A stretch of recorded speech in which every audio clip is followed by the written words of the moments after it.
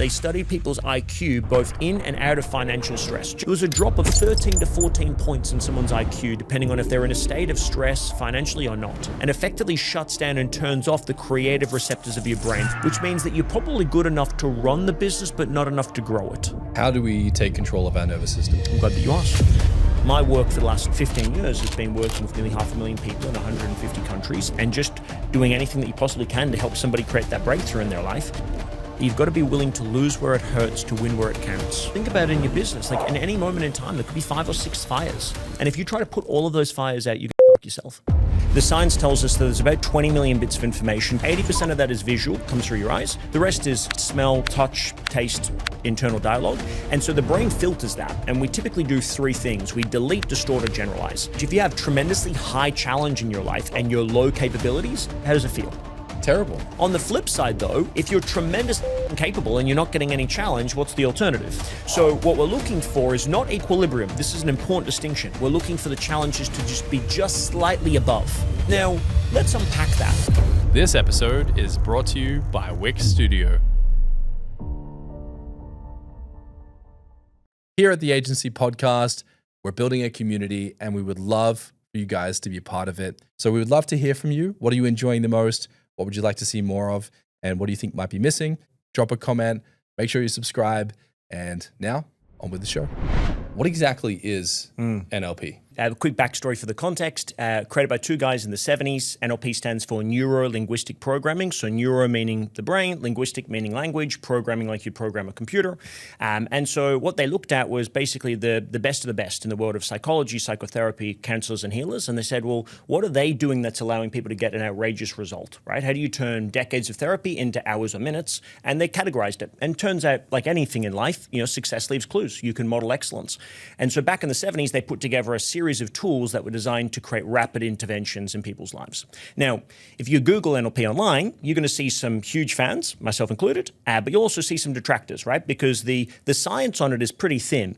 And the reason why I think the science on it is pretty thin is because it's like a collection or a basket of tools and techniques. Now, if you look at any of those individual tools and techniques, you see there's a tremendous evidence for their effectiveness. But when you put it all together, it's difficult to prove that NLP as a category of tools and ideas works because they're so individual. So I'll give you an example. We teach in our trainings maybe 60 different tools. One of them is called reframing. It's effectively looking at a negative emotional situation in your life and changing the way you perceive that. Now, when you do a brain study on somebody that goes through that, you see that the prefrontal cortex, the creative part of your brain, lights up because you're analyzing and trying to find new meaning, and the amygdala, the fear response, dies down. And so you can see that in a brain study. When someone's reworking it, it's not just like a woo-woo technique. It's like you're actually rewiring the brain for success. So I like to think about it like this. You have an iPhone, that's the hardware. And so you can imagine if someone has a motorcycle accident, they could damage the hardware of their brain, right? But then there's the software, the operating system that runs that. And naturally, as we get updates, that updates the software. And sometimes the apps don't work, and sometimes it crashes, or sometimes the battery dies, right? Burnout, we'll talk about today. So my job and the work that we do in NLP and training is to help people upgrade the operating systems to identify the bugs. And typically, what are those bugs? Beliefs, emotions, values, focus. Effectively, the way that you filter the world around you determines so much of what you do. So there's a ton of techniques that we teach. NLP's been around from the 70s. What we teach today is not really NLP. It's really the next generation of those tools. There's some positive psychology, there's neuroscience, there's a ton of different stuff, and it's sort of all maxed and mingled in together. But the fundamentals of what I learned originally and what we used to teach was NLP, and that's been around since the 70s. If you were to give people some context as to how they could harbor this in their minds as we go into the conversation today, what might be some of the things that people should be cognitive of before we start unpacking the deep nuance of what you do with W.I.L.D and how you help people with these tools? So I think there's a few underlying principles, right? Like if we think about first principles, it starts with this idea of agency. We're going to talk about that today, but it really starts with taking responsibility for your own life. So if you put yourself in a position to go, hey, I'm in control of my life, I'm in control of my actions and behaviors, but then you naturally go, well, how do I change that? Part of it is the filter, right? So the science tells us that there's about 20 million bits of information coming at your nervous system every second of every day. 20 million. 20 million. Bits of information per second. Yeah, it's overwhelming, right? Now, 80% of that is visual, comes through your eyes. The rest is sight, smell, touch, taste, internal dialogue. And so the brain filters that. And we typically do three things. We delete, distort, or generalize. Yeah. Deletion, right? There's so much information, it's overwhelming. So your brain will just delete stuff. It'll just literally, it's called a scotoma. It's a mental blind spot. It'll just remove it because it considers it not to be important. So that's the first thing. The second thing is a generalization. And generalization is effectively, we're sitting on chairs, but that's also a chair as well. So the brain makes those leaps. A door is a door, right? You have to pattern recognize. And then a distortion is where we take something that happens and we reattribute meaning to it. So, for example, if I walk in and I shake your hand and it's not a firm handshake, for example, I can start to apply meaning to that based on my beliefs and values and filters. Maybe Dane's not happy to see me today, or he is happy to see me, right? You get the idea. So we're going through and filtering the world around us. And then as we filter that, it's also reflected based off our beliefs and our emotions and our mood and our energy, if we slept well, if the toddler was crying last night. And so then we get what ends up getting left over is about 20 bits of information that you can reasonably focus on, and people categorize that typically into 3 to 5 major things. So consider it like this. If I was to ask you for brands and you're in this world, you probably could give me 5 to 7 of them, but after 7, you're going to really have to stretch yourself to think about, right? Because there's only so much processing capability up front. And so what we want to be aware of is, hey, there is a filter that's going on in your lives. You're filtering the world around you. We say all the time, you don't see the world as it is, you see the world as you are. And so if you take responsibility for who you are and then you start to act in alignment with who you want to be, then we can rewire our brain for success through that filter. And so how do you do that? That's what we teach effectively. And there's a ton of different tools to be able to do that.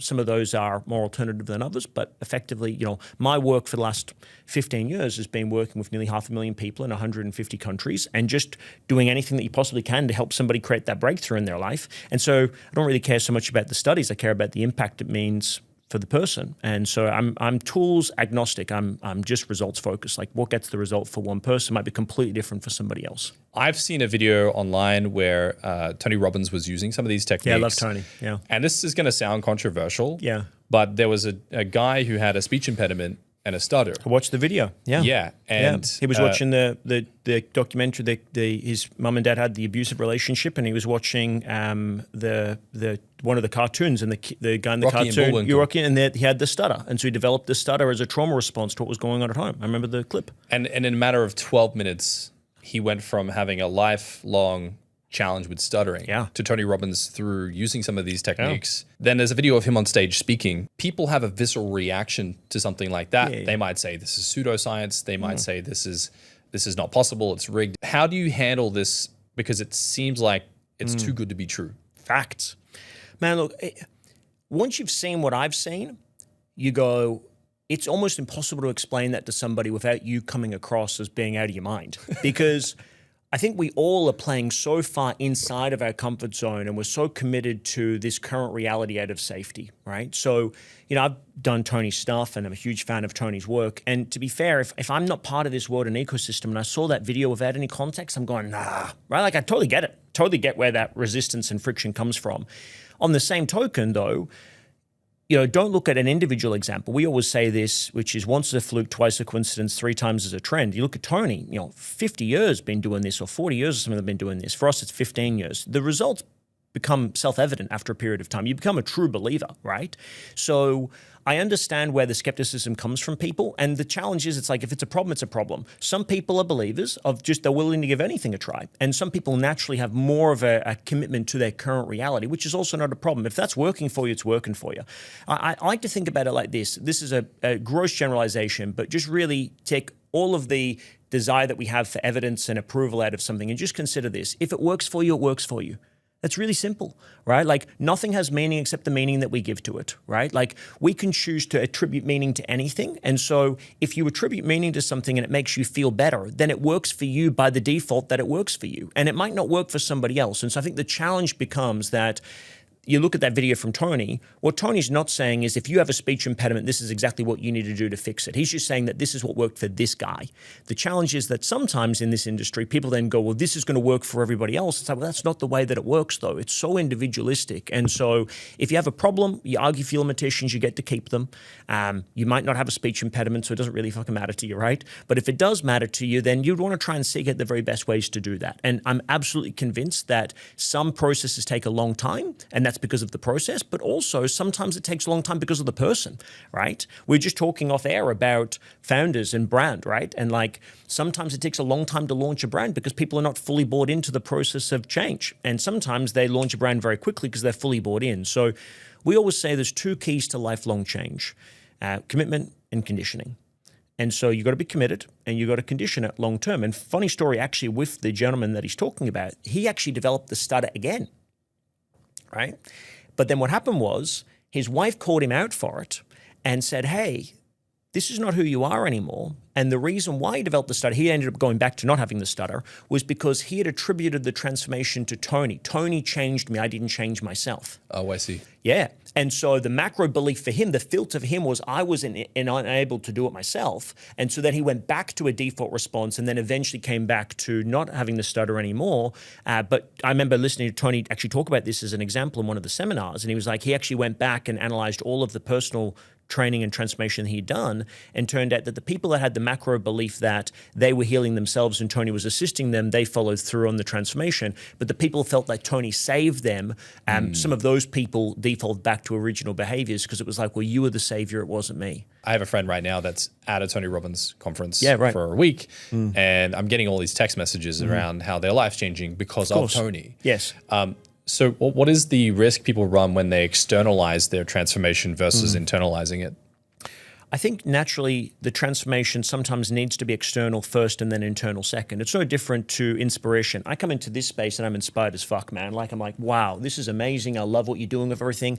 Now I'll take that external inspiration and then I'll process it and I'll consider things that we can do to replicate, emulate, model the excellence you've created here, and then we'll put it into the real world. And through putting it into the real world, I'm internalizing it, right? So I've done the Tony stuff and you clap and you jump up and you say yes 1,000 times and it's fucking phenomenal. And then you come back and then life happens. And so part of the internalization is then when rubber hits the road. It's easy to be motivated, right? When you're in a seminar, or it's easy to be motivated when you're watching a motivational movie or a clip or on Instagram, right? But the ability for you to then put that into the reality and to enforce that reality onto the world around you takes grit and determination and willpower and all the stuff we'll unpack today. And so that's really where it happens. It's in the aftermath of that, right? We talk about a technique, for example, belief change, and we'll talk about the idea that it can help somebody change a belief in 15 minutes. Now, we are rewiring the neurological pathways in that process.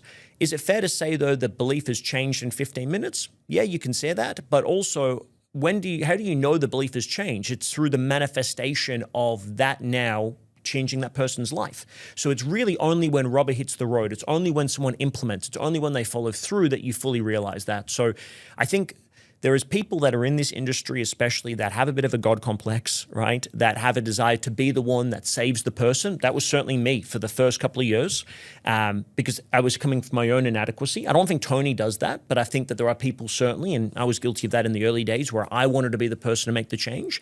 But then after a while, you realize actually as a coach, as an advisor, as a facilitator, you're there as the Yoda to their Luke Skywalker, right? You're not there to be Luke Skywalker. You're not the hero in the hero's journey. You're the guide for that person in the process. What's the importance of making that distinction of being a guide for someone in a position like yourself versus trying to be the hero, and what damage does that cause potentially? Well, I think that obviously it creates an unhealthy dynamic because it creates dependency, right? And it solves one problem because that person might have been dependent on somebody else in a traumatic way. And it's like, well, I can be your hero, baby, right? And so they make that transition. So it's a better form of dependency, but at the end of the day, it's still dependency. So, you want to create a secure attachment with your kids, right? But the securest attachment with your kids is to also then allow them to be in a space to be truly independent. So it's like an evolution that you would have in any relationship, is to go, hey, I want to give you those tools. And what you realize, I think, with enough experience in anything is that winners are going to fucking win. And some people are not. And some people trade one set of excuses and reasons why something's not working, and then they just relabel that with you. And so I've had all of that, right? Like, you work with 100,000+ people. Last year it was 117,000 people. You got people that love you, people that hate you, people that just don't fucking care. And you go, hey, I just want to share these tools. And you try to do that purely from a place of contribution. Take them, run with them, do whatever you want with them. I don't even care if you tell people that you learned them from us. I just want you to use them. And of course, it's nice when you get the positives, but also you can't have it both ways, right? Like, so I think there's a lesson for the coach, the trainer, the facilitator, the leader, but then there's also a lesson as well for the maturity of the person. But I would also say, to your point, at a macro level, you attract what you deserve or what you need. So in the beginning, I attracted a lot of people that perhaps also needed me to be that person. And then as I developed for myself and I didn't need as much of that validation, you attract people that don't need you to be that either. So it's a bit of a chicken and an egg, right? Like as you evolve, so does the work. No different to, imagine the first clients you secured at Rival are different to the clients you secured today because you've matured as a business and you can attract different people because of all of the body of work you have. If you want to grow your agency, you need more than just a website builder. You need Wix Studio, the all-in-one platform that's built to help you scale. Designed smarter in a hyper-flexible, responsive editor, cherry-picking whatever clients need from pre-built UI elements and templates. Deliver robust backends with built-in e-commerce solutions for every industry, letting self-maintaining infrastructure just run itself. Stop reinventing the wheel with every project and instead create a shareable design system with reusable assets, apps, and components. Clients growing too fast? No sweat. Wix Studio AI-powered CMS lets you turn a single layout into hundreds of additional dynamic pages. It's true, more clients no longer has to mean more chaos. Wix Studio gives you one centralized view of every project and makes real-time collaborations seamless. Do your agency's best work at scale. Build your next project on Wix Studio. Now, I wanted to talk about the whole concept around beliefs. Yes. Because people hold their beliefs dear and it can be a complicated or confronting thing for some. When people say things like, I'm just an anxious person, or I'm just terrible at sales, or I don't like reading books, do you think those are actually personality traits, behaviors, or are they learned things that people have practiced over the years? Look, Henry Ford said it better than I ever could. He says, whether you think you can or can't, you're usually right. And so, people don't have glass ceilings, they have belief ceilings, right? We look in the world around us, we go, I can't do that. Well, no, you're saying to yourself that you can't do that. And yes, of course, there's a sense of that, that's woo-woo positive thinking. But also, if you just don't believe something's going to happen, you're not going to swing for the fences. You're not going to shoot your shot, right? So, I think there's a few things to unpack here with regards to beliefs. The reality is there's no such thing as a positive or a limiting belief. It's just whether or not it has a positive or a limiting outcome. We both know incredible entrepreneurs, probably people you've had on the podcast, that have a limiting belief perhaps of I'm not good enough or I'm unworthy, but they've used that as a fuel to then take them to the top of the mountain, right? How many people do we know that get to and have everything they ever wanted and it was just never enough because they were trying to fill that gap or that void inside themselves, right? So there's plenty of that. There's also plenty of people as well that will take that same belief system of I'm not good enough or I'm unworthy and use it as a justification to not do anything at all. And so there's a few things to unpack here for people, but fundamentally you get whatever whatever you ask for, right? You don't argue for your limitations, you get to keep them. And so people often will make a generalization, right? They'll say, oh, I'm not good at that, therefore I'm not that person.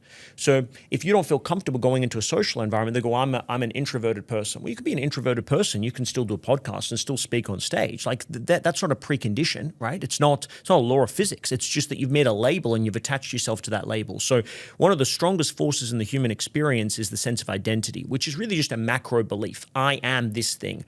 And so we've got to be so clear and so careful on how we label that. Like as I've matured and as I've done more research, and I've just actually graduated from King's College in London with a postgraduate in neuroscience and psychology. And so I was very anti-medication in the early days because I just didn't understand the benefit of it.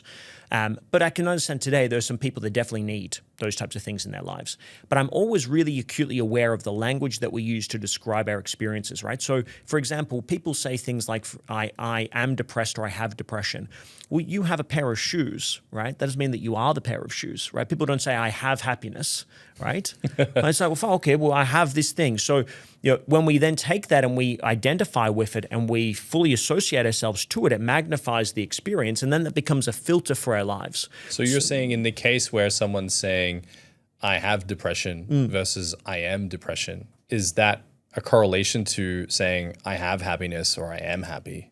Well, I think the distinction I'm trying to make is this.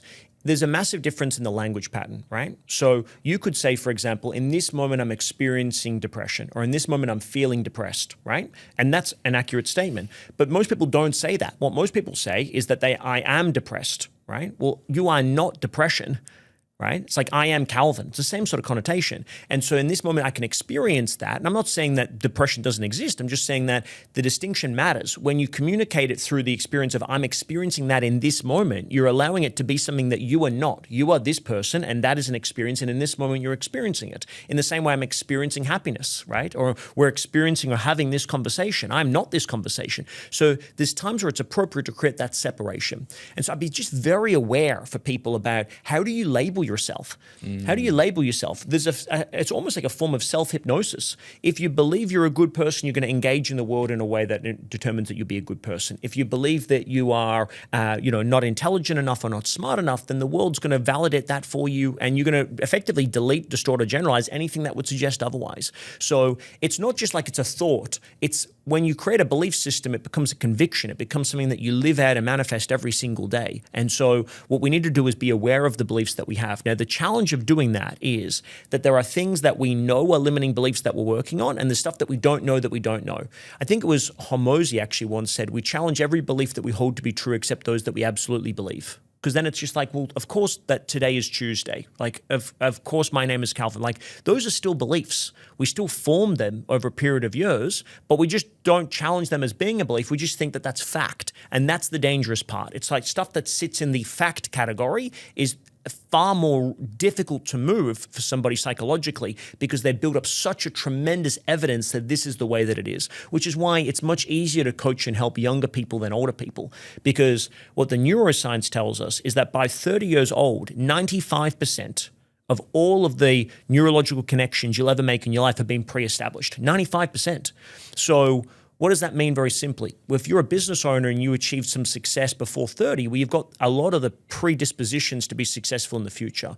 But for most people, and this is worth just meditating on for everyone at home, their future is a well-rehearsed past. Your future is a well-rehearsed past. Your future is a well-rehearsed past. If you're cooking right now, right, let him cook, right? If you're already in flow and you're winning and you're like, hey, I know who I am, I know what my buttons are, I'm working on my stuff, but I feel like I'm in a sense of momentum, great. We are creatures of habit. And so you're going to continue to operate in that way. Now, of course, there'll be radical transformation in the world and we've got to adapt or die, but fundamentally, winners win, right? No matter what's going on in the world around them, they'll find a way to win. Part of that is a belief system, right? Like, I'll figure it out. Right? That's part of it. So there's a lot in all of that, and I know we're going in a couple of different directions, but it's important to get that piece for everybody, which is that if you argue for your limitations, you get to keep them. Whatever you believe is true, so choose wisely. Not because it is true, but just simply because you believe it's true determines the reality for you. From your perspective, how much of your personality is actually changeable if by 30, 95% of it is fixed? I think there's a massive distinction between your neurology and your personality. So neurologically speaking, there is a tremendous amount of research to say that we can train our brain, we can evolve and we can adapt, right? That we are very malleable in that. Still, we're working with the 5%, but we still have tremendous capacity to evolve and change and train and learn new skills, right? There's no doubt about that. The part that you're talking about, though, is more the psychology element of it, which is all made up in your head, right? Because it's all the filters. And I think that the challenge is most people don't think about personality. They just think about the labels that are reinforced in childhood, right? Now, you've got three beautiful kids. I saw two of them today, which is amazing. Congratulations on your little one. Yeah. And we've got two beautiful little girls, Alila and Havana, right? And as you know, being a dad, they're radically fucking different kids, man. Like, Alila is beautiful and articulate and dramatic and just so feminine, and Havana would beat somebody over the head with a club, right? Like, that's the second child, right? Yeah. And then Havana is visceral and angry, and just like she's got all this fire in her as well, and I just fucking love them to death, right? But the challenge is that if they were not in the house that they're in now, it'd be so easy to label Alila as being this and Havana, you're this, right? Yes. So it might be that, I grew up, I was the firstborn. You firstborn? I am the firstborn. Firstborn, yeah. Say less. So I was firstborn, and so there is archetypes in families, right? You know this. So you've got like the golden child, and you've got the black sheep of the family. My sister, black sheep. Me, golden child. But Caitlin's manifested. I mean, I love my sister. She's amazing, and we've got a phenomenal relationship now. But we clashed a lot, partly because of the labels that you're playing a role in this family show that you're in, and so these labels then get attached to people of, oh, you're not very outgoing. But it might not be that you're not very outgoing. It might be that your brother or sister sister is more outgoing. So by comparison, I'm comparing my two kids. Havana's not as articulate as Alila is, but she's fucking 2 and Alila's 4. But people don't think about that when they're labeling kids. And unfortunately, when we label children, and we do this a lot now in schools, which is a major issue, which is why we're choosing to homeschool our kids. We label kids of, oh, you've got a learning disability, or you've got ADHD, or you've got all of these different things. Kids latch on to that because we're looking to try to better understand who we are in the world. And then that gets reinforced by the world around us. And then we start telling people that it is. So we're telling our story to people of this is who that I am. And that becomes very difficult for people to be able to shift long term. And then they just go, well, this is who I am because everyone's always told me I'm like this. But you weren't always like that. At some point, someone told you that, right? Like one of my favorite quotes from Les Brown, one of my early teachers. It was like a label for basically if you couldn't read or write. And that's how he was labeled. And he had a first mentor that said, don't let someone's opinion of you become your reality. And I was like, fuck, that's it, right? Because so often the stuff that we associate with this is who that we are is a problem. Like, I'll give you a simple example. When I was a kid, a lot of intensity, as you can tell, right? Now, my mum and dad separate, right? My dad was very intense. So my mum had an aversion to that intensity from my father. So she then says to me, you're not going to end up like your dad. And so as I was trying to develop to be a man, I've got this intensity, I've got this aggression, I've got this drive and determination. For a long time, that was labeled as wrong.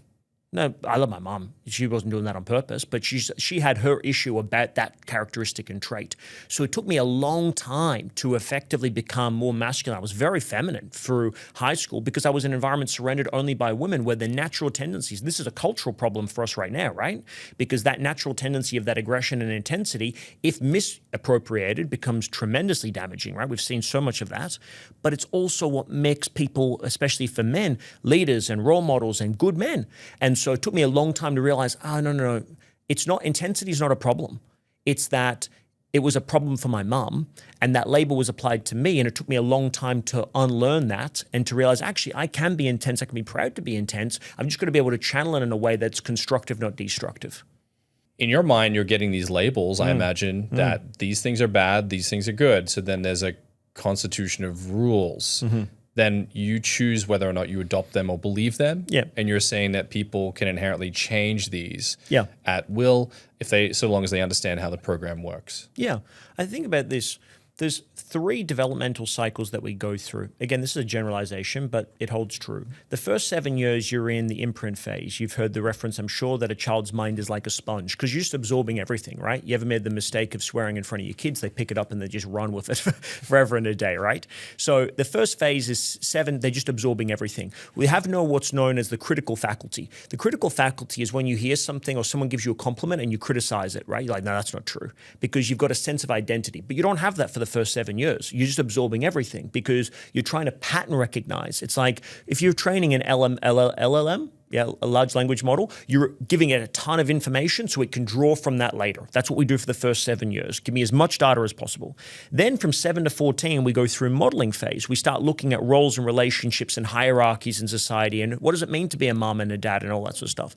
And then we go through from 14 to 21, we go through a phase called socialization where we start hanging out with friends. We leave our pack, our family, and we start realizing, oh, the world's a completely different fucking place than what I grew up with, right? Like we don't say grace at dinner over here and we do at home, like whatever that dynamic is. And so there is a process of shedding some of those things, right? Like you might be born into a religious family, but then you might not be a religious person later on, or vice versa. That's also true. And so we do naturally go through a process of shedding an old identity. We go through that all the time. But there's some stuff that endures over a long period of time that we've got to actively work through. And the easiest way to do that is to look at the results you have of your life and go, in the areas where I'm not winning, in the areas I'm not showing up, if that was all me, right? If it was fully my responsibility, not my fault, but my responsibility, and I'll come back to responsibility in a second, but if it was my full responsibility, and if I was completely in control of that, what is that a reflection of me? Who am I involved in that? How am I creating that paradigm and situation? And if it was completely up to me to change and evolve who I am as a person, to therefore change that dynamic, what work would be required of me? You have that mindset, it allows you to sort of self-edit through the world around you. Now, if we take all of that and zoom out, what exactly is an identity, and why do we hold on to it so tightly throughout these different stages of our lives when we're shedding or we're moving? How do you tend to look at it?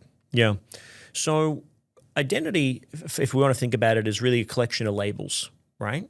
So, I'm Calvin, but I'm also a husband, I'm also a father, I'm also a business owner, right? I'm also a sports enthusiast. Like all of the little roles that we play form an identity. At a macro level, though, it's a collection of all of those things. It's like a basket of labels. And then what is the prevailing sense of that? So there's a sense of all the different roles that you play, but then there's also the meaning that you have in all of those roles, right? So, for example, I'm a firstborn child, so I'm a leader in my family structure. I'm also a husband. I'm also a father. I'm also a business owner. So across all of them, what are the common themes? There's leadership in that. There's communication in that. There's responsibility in that. So that forms a sense of self, right? It's a collection of all of your past experiences and who you believe that you are. And so there's actually a lot of healing and introspection that you can do by just exploring that as a principle in and of itself. But really, you should think about your identity as being who are all of the different parts of you when they're all pulled together. Imagine if you organized a group party or a boardroom meeting and you had all the versions of you around the table, right? Yeah. Now, they're not all fully reconciled or integrated, but if we could do that, for example, it would get a sense of this is who Calvin is. Now, I'm not just that. Yeah, like I'm not just all of those labels, but that gives us a pretty good sense of what it is. And so there's a sense of the human psychology, which is I want to act in alignment with who I believe that I am. Right? I want to act in alignment with who I believe that I am. And so sometimes it helps to bring it down to first principles, which is, am I a good person or a bad person? Am I a winner or am I a loser? Am I a champion or am I a victim? Like, it's not binary in that way, but it can help think about it in that context, which is to go, well, who am I? And if this is my life, how is this a reflection of who that I believe I am? So, we have that sense of self that can be cultivated over a period of time. Sometimes if we have a traumatic experience, what we call a significant emotional event, it can break that sense of self. We have to try to rediscover who we are again. But fundamentally, it's shaped and molded through our experience of the world and also our projection and experience of the future. When you think about these different parts of ourselves, how important is it that we have a strong sense of alignment? Critical. And how do you know if you are or are not in some sense of alignment with yourself? Yeah, it's a fantastic question. So I think most people are not in alignment. And it's not just because they've got fragmented identities. I mean, if you think about it, you ever seen the movie Split? Yeah. Yeah, it's effectively multiple personality disorder, right? So you can appreciate that for people, they do feel conflicted, right? Because part of me, one version of me wants to do this thing and the other version of me wants to do this other thing, right? That might be, and we work a lot with amazing women, and if you've just had a child and you're looking to go back to the workforce, there can be this split in personality, right? Part of me wants to be this incredible corporate executive, or I want to grow and build my career, but part of me wants to be an incredible mother. How do I reconcile those two conflicting identities? They don't have to be conflicting, but so often they can be. And so most people are not in alignment. So we have a methodology, I'm sure we'll unpack it today, which is, we call it the W.I.L.D method, which is a compelling vision for the future, internal alignment, and then finally developing and executing a proven strategy. But the alignment piece is it, right? If you're a business owner, a leader, a manager of people, it's all about alignment. In your team, it's about creating alignment because you've got to make sure you're all heading in the same direction. But alternatively, if you're looking at it just inside of yourself, you've got to go all in. And how do you go all in? It's by understanding that actually you're fully in alignment with every fiber and every facet of your being. And from a mindset perspective, if we're looking at that, that's about making sure that we've got the beliefs, the emotions, the behaviors, the values that are in alignment. But really, what does that mean? It means that you fully are, all your identities are fully integrated to a true sense of self and a sense of direction. Now, you contrast hustle against alignment. What happens when a founder finally achieves internal alignment in their business? Push versus pull. There's value in both, right? Because there's times you got to roll up your sleeves and get shit done.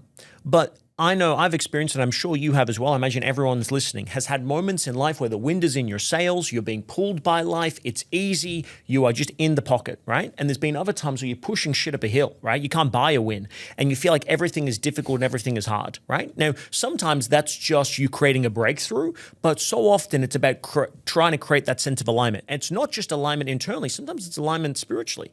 Sometimes, if it's meant for you, it will not go past you is a belief that I have, right?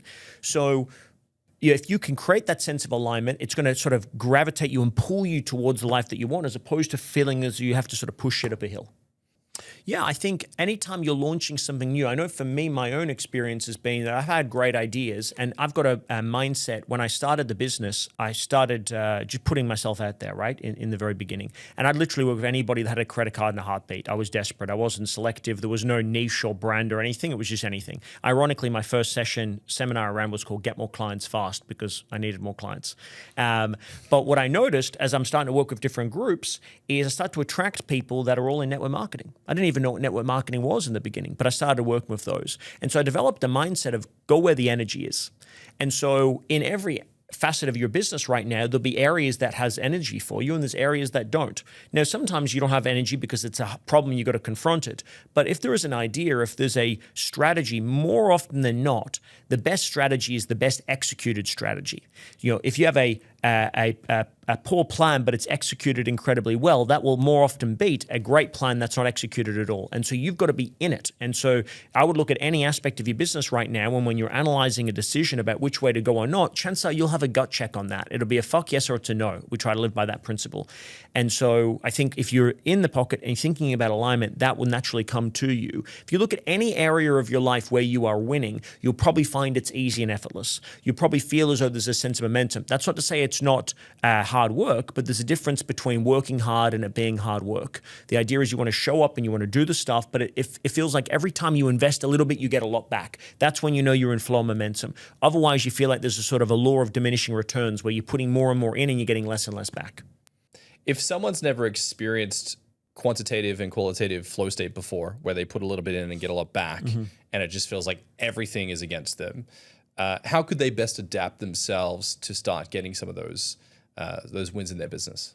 If we look at flow state from a macro picture, incredible leader in the space, really the godfather of flow research science, Mihai Csikszentmihalyi. I shit you not, that's his real name. Don't ask me to spell it. But I want everyone, if they can, imagine a graph, right? You've got an X and a Y axis. You've got challenge on one axis and you've got capabilities on another, right? Challenge, if you have tremendously high challenge in your life and your low capabilities, how does it feel? Terrible. Yeah, you're overwhelmed, you're stuck. stressed out of your fucking mind, it's like just way too much. On the flip side though, if you're tremendously fucking capable and you're not getting any challenge, what's the alternative? You're bored. Exactly.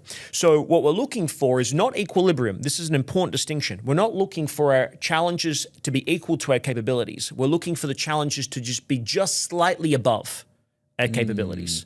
So you're encouraged to sort of reach, right? Kind of like there's a Goldilocks zone. Yeah. Just a little Sweet bit spot. more, right? Now, let's unpack that. If I'm working with an executive or a business owner and they're like, hey, or a sales team, fucking any team at all, and they're not performing, it's normally that axis, right? And so, well, how do we do that? We're living in a world of tremendous challenge right now, no doubt about it. AI is disrupting everybody. If you've got global supply chains, in the Middle East, what's happening in the Middle East, just crazy times. But by the way, let's go back a couple of years, it was COVID. And go back a couple of years before that, it was the financial crisis. And before that was the dot-com. There's always change, there's always transformation, there's always crisis. So we can't always control the level of challenge that we have in our lives. We should assume that it's going to be fucking high, right? What we can control, or what we at least can try to influence to the best of our ability, is our own personal level of capabilities. Now, I want everyone to be aware of this. I've never met anybody that actually really has a good read on what they're truly capable of. I have a belief system, and I remember being in year 10 in high school, it's like 15 years old, and I just had this light bulb moment, which is that most people believe they're capable of less than they really are, and very few people believe they're capable of more than they usually are. But either way, they're wrong. Right? Like, you have to make a decision. Are you a glass half full or a half empty type of guy? You're never going to get it just right. So you either have to believe you're capable of more or you're capable of less. The belief that I'm capable of less is a terrible belief. There's no ROI on that belief. But the belief of I'm capable of more means that you're going to be wrong and people are going to label you of thinking you're too big for your boots. But actually, you hang around the barbershop long enough, you get a fucking haircut, right? Like, sometimes it's just you have to go for it. Like, 80% of success is fucking showing up. So part of capabilities is that capability is really the bridge between your actual competence in terms of your skill set and the belief around what's possible. And so if we think about what you're capable of, it's really not about do you have the skills to execute, it's that do you believe that it's possible that it's going to be effective and successful. So for me, I think it's about showing up, it's about priming yourself for success, it's about assuming there's going to be a challenge and a friction to make sure the very best of you shows up. I worked with an incredible entrepreneur a couple of years ago, just before COVID, Simon Rawadi, built a multi multi-million-dollar company. I think at one point was the 18th fastest growing company in Australia. And we were working on the pressures and the challenges and the stresses of dealing with a huge team and Chinese distribution supply chains. It was fucking mental. And we developed this sort of a quote. He actually believed it so much he got it tattooed. He's just a lunatic. Love him. And he said, when the best of me shows up, we win. When the best of me shows up, we win. And I think about that from an entrepreneurial perspective. You know, how many of us in our own businesses would achieve more if we just got out of our own way? If the best Dane showed up at Rival every day, for your wife and kids every day, every aspect of your life gets better, right? Like, no doubt you're already killing it, but I know for me personally, if I take stock of my life right now, I know that there's elements where I'm not being the best business owner, I'm not being the best husband, I'm not being the best father, that I'm always chasing that potential. And so I'm obsessed with that piece because you can't control the challenge, right? Well, you can by just down-regulating your expectations, but that's not the game any of us are going to play in. So don't, as Grant Cardone would say, don't lower your targets, increase your activity, right? And how do you do that? By being the very best version of yourself. And so that comes with knowing who you are, knowing what makes you tick, allowing yourself to be in a position to be able to set your soul and your spirit on fire. You know, we talk about this idea of do what stirs the heart, challenges the mind, calls the body to action. And if you don't really know what that is, I actually don't imagine anyone that's listening to this doesn't know that, because if you are a business owner today and you've managed to develop a business that makes money and changes people's lives and you have staff, you have to have figured that game out already. You couldn't be doing that by accident. There's plenty of people that are clocking in, clocking out, that don't have any fucking idea, completely unconscious, but anyone that's sort of doing anything in this world in business is a personal growth journey. It's through the process of you're growing yourself more than you're growing a business. And we talked about this just before. So you have to have a sense of that. I would say go back to the time where you last felt like you were fucking on fire. What were the key distinctions? If we could pull those levers again, what would we be pulling? Now, if someone wants to show up as their best self every day, yet they feel overwhelmed, burdened, burned out, stressed beyond their minds, of course, and they can't make ends meet, they can't get enough wind in their sails, where would you start for someone to start building themselves into the character that they wish they could be? Oh, that's a great question, man. So let me give you a few things on this. There's anecdote and then there's the science of it. So for me, I think it all comes down to this fundamental principle and pillar, which is this. What can I do with what I've got in this moment now? What can I do with what I've got in this moment now? Yeah. So often as entrepreneurs, we're trying to do everything all the time without all the stuff, right? And that's inspiring, but after a while, that just burns you out. And part of that is control. Part of that is a fear of failure. Part of that is scarcity. Part of that is lack. Part of it's not faith, right? It's like the book of Eli, guided by faith and not by sight. Like for me, I know there's times in my own life where I feel burnout, where I'm fucking pushing it to the limit. And part of that is a need to want to prove myself, not to anybody else, but to myself. But there's also times where I'm going, fuck, man, you got to appreciate that you're guided by more than just you. It's not just you doing this, right? That there is an army in spirit with you here. I'm going to emotion about this. Like, so often as a founder, we've done it all on our own for such a long time that we forget we have a team, right? And then there's also a team, not just in this physical world, but there's a team in this world as well, right? Like you can, when you tap into that, you start asking for help and support, the world changes for you in a big way. So let's say that you're a burnt out founder. I would say you're doing too much, number one, and you will go, well, I need to do all of it. No, you don't need to do all of it because not everything fucking matters, right? Like there's an incredible book called Masters of Command. And it's about military strategies of Julius Caesar, Napoleon, and Hannibal, and Alexander the Great. And there's always a line that stood out for me in that. And I think this is the journey of entrepreneurship, which is that you've got to be willing to lose where it hurts to win where it counts. Ooh, chills. Yeah, man, because think about it in your business. Like in any moment in time, there could be 5 or 6 fires. And if you try to put all of those fires out, you're going to fuck yourself. Instead, you got to go, okay, I know that all of that's on fire and that hurts, but I've got to win where it counts. And right now where it counts might be in your collections, or where it counts might be focused on the sales and securing that client, because that's the thing that keeps everything else going and allows those fires to burn because, you know, it's not going to be the difference that makes the difference, but it's not great. The challenge is for a lot of us, we feel as though if anything's on fire, it's like the whole house has to be clean before you entertain people. Some people just get to a point where they go, you know what? The best people I know are going to come over to the house and they don't care the house is messy.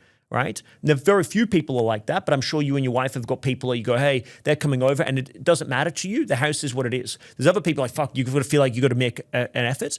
You've got to have that level of comfort to go, hey, I believe in myself that over a period of time, I'm going to fucking win. And so you look at all of the wins and losses and you go, you know what, chances are if I'm going to bet on me, I'm going to win. And so that allows you just to go, calm the fuck down. Not everything really matters. Some stuff matters. You should focus your attention on that. And if you take all your chips and you bet on that one thing and you fix it, the rest won't matter. So there's got to be a perspective and wisdom, which is why mentorship's so important. Because you can't see the label when you're in the jar. You can't see the forest for the trees, right? You can't see the label when you're in the jar. Yeah, that's a good think one. about it. You're in the fucking jar. You can't see the label. So a mentor would tell you, hey, none of this matters, man, right? Like this is what matters. Focus on this. I remember we had this, yes, you remember this. Dan Precy, he's coming on the pod with you. Not on the pod, but he's coming on the mentoring that we're doing, right? We used to do some private mentoring with Dan. And I remember we were in the middle of the shit. We just had our first $1 million month. We also had a ton of fires going on. I got on the call and I'm in a panic. He says, Calvin, right now you feel that all of these fires is I can't even see the smoke from where I'm standing. Say none of this matters. It's all good. This like a, what is it? It's a feature, not a bug, right? Like some stuff is just part of the gig. There's going to be stuff that breaks all the time. So if you are an entrepreneur and you are feeling burnt out, which is most people, and if you're not burnt out, you're probably in denial because your level of output is so fucking high. No one else is operating at that level. So it's like if you're burnt out, you're really burnt out. There's a few things you got to keep in mind. Number one, control the controllables. Don't try to do everything. You can't do everything. You got to focus on what can I do with what I've got in this moment now. That's going to ground you in the reality. But we've got to find a way. We've got to find a way to regulate your nervous system.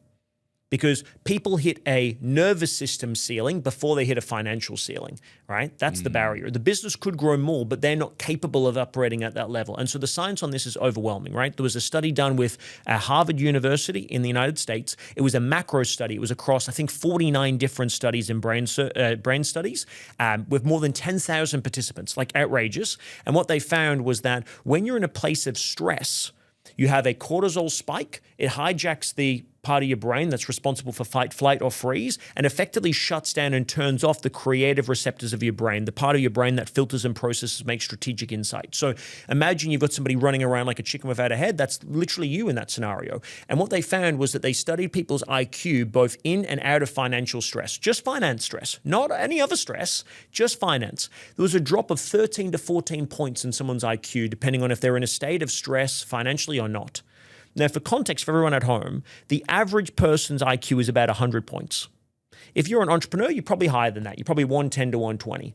But we're still talking about a 10% reduction, maybe 15% reduction in IQ, which means that you're probably good enough to run the business, but not enough to grow it. And if you're going to take that next step, if you're going to go beyond what you currently know how to do into the area where it's now the unknown, you need to have your shit figured out. You need to be able to analyze opportunities and turn crises into opportunities. But otherwise, that creative side of you, the strategic side of you, that requires you to be in a great place to make decisions. And if you can't get yourself to that place from a nervous system perspective, you're going to be in trouble. Now, I can give you a ton of things that you can do to regulate your nervous system, but you've got to take control of that because otherwise you're going to live in a reactive, not a proactive way. How do we take control of our nervous system? I'm glad that you asked. So there's several things. Ultimately, what I will say is the best thing for you to do is the best thing for you to do, right? So what might work for me might not work for you, right? I'll give you an example. We flew in here yesterday. We got a 3-hour time zone difference, right? So this morning, we woke up at 6 a.m. Sydney time. That's 3 a.m. for me in Perth. And I know I need to be on for you, right? So that means making sure the basics are good, right? Having a good night's sleep, ensuring that we're setting ourselves up for success, having the right supplements. But it was important for me to get up in the morning and go for a run. I know the best of me shows up when, and I have this as a rule, I get up before the girls, right? Ash and the girls. If I wake up before them and I've already won the day by doing some sort of health and fitness, some exercise, a run, going to the gym, and I come back and they're still asleep, I've already won because I'm already allowed to be now. I've had some time for me to fill my own cup and I now can be all of the things I need to be for them and for the team. But if I've made a mistake and I've missed that and the girls wake me up in the morning and then I'm already reactive and then I open emails and the world's on fire and I've got my team calling me with all these problems and challenges, it's like, I think a leader's job is to see the world as it is and then to make it better. But, really for everyone to be aware of this, leaders anticipate an act and a follower hopes and reacts. And so your job is to anticipate there's going to be a challenge and prepare accordingly. Play on offense, not defense. And so for me, that's getting up in the morning and going for a run or going to the gym, setting myself up for success in that way. It's about making sure that the day is planned the night before so that I'm not reactive in the day. I've already got a plan mapped out. I'm trying to manage not time, I'm managing energy. So I'm allocating time in my day to be able to make sure that I'm doing the right things at the right times. It's also sometimes what you don't do versus what you do, right? So I don't have time for bullshit TV. I don't have time for gossip. I don't have time for negativity. You've got to guard your attention. Your Oprah has a sign on her door in her office, be aware of the energy you bring into the room. And so you've got to be aware of, cool, what are the people in your life? What are the energy that they're bringing into your life as well? So there's a lot of little things that you can do. We have some incredible teachers in our community that teach breath work as a way of regulating your nervous system, meditation, yoga, mindfulness, just as some examples. There's a ton of stuff, right? You know, we do this with our kids. I imagine, so did you have the Calm app? No. Oh, you should get it with the kids. So it's like a meditation app, basically, but they've got a ton of these little pieces for the kids, right? And they're called calmlings. And so when we put the girls to sleep, we have white noise as a way of helping them regulate. The room is dark. We play those little clips. You get used to it. We went to bed last night. Ash is like, I feel like we should play one of the calmling games because we're used to falling asleep to that, right? Like there are anchors that we can put in our lives to allow ourselves to regulate our nervous system, but you've got to do that proactively. You've got to trigger those things around you. In the same way you've created a space here that is triggering from a creative standpoint, you'd also want to make sure as a leader, you're also creating a triggering environment that allows you to center, come back to a place of self, breath, movement, exercise, water, exposure to different elements, cold or hot therapy, anything that gets you into your body as opposed to into your head. Those are the things that'll make a huge difference for you. You describe internal alignment almost like tuning an engine. Yeah.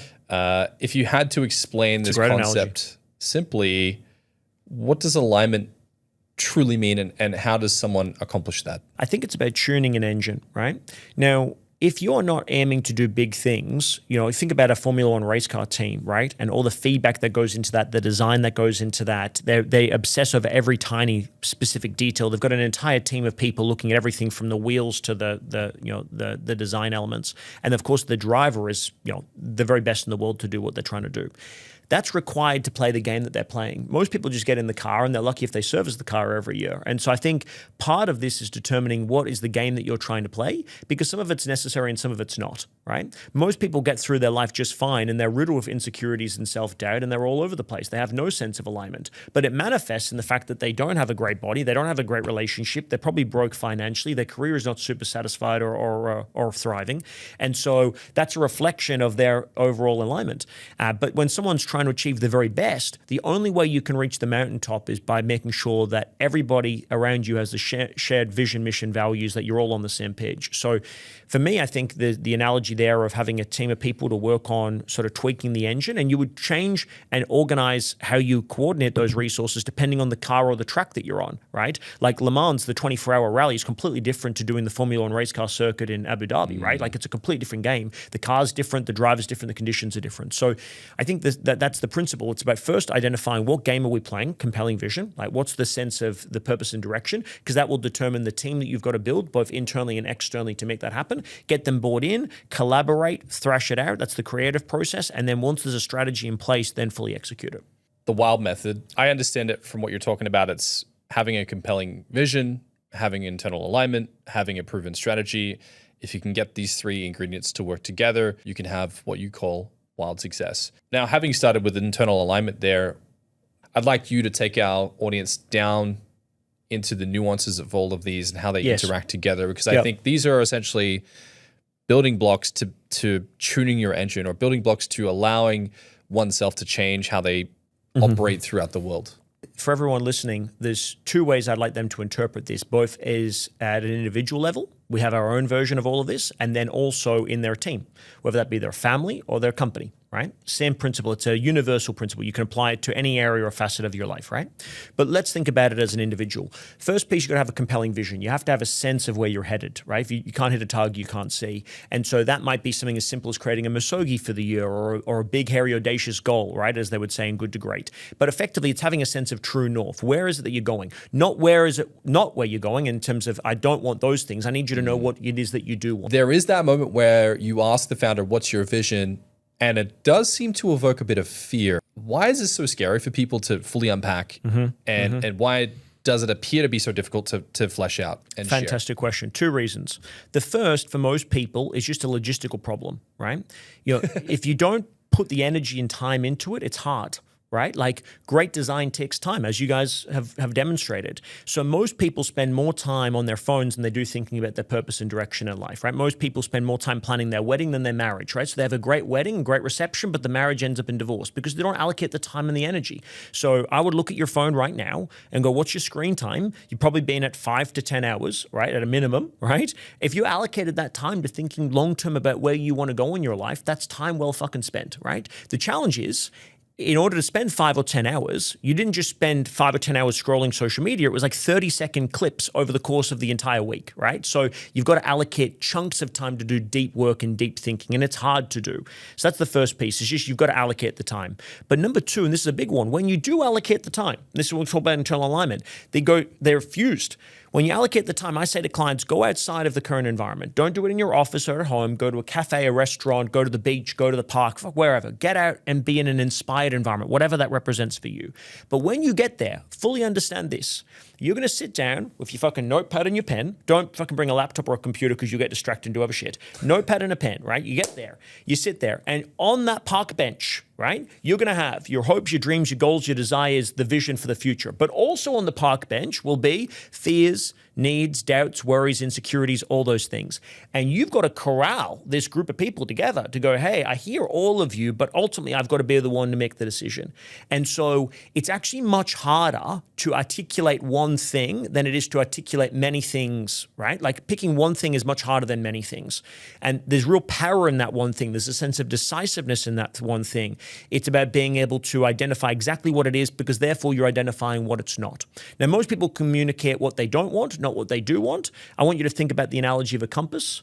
Compass has 360 degrees. If you tell me you don't want something, that's 1 degree. We still have 359 other degrees though. So it's like, it's going to take a long time for us to get lucky and find where you want to go. It's much easier just to get clear on what that is. But that brings up insecurities because if I don't have a clarity or a vision and I don't achieve it, it's because I didn't know. But if I do know and I do set out to do it and I don't do it, then it's like you failed. And for people, that's not the problem of you failed. It's their interpretation of that, which means that I'm a failure and I'm unworthy. Like we fail all the time, but if you label it as being about you, that's the problem. And that's what people are dealing with in the insecurities. I'll give you just a beautiful example. I was reading this book the other day called Big Magic. It's written from the author of Eat, Pray, Love. Right? You read Eat, Pray, Love? Yes. Yeah, of course, like with Jocko Willick's Extreme Ownership and Can't Hurt Me by David Goggins, right? Like the OG books for modern men. And so Eat, Pray, Love, the author of Eat, Pray, Love writes this book called Big Magic.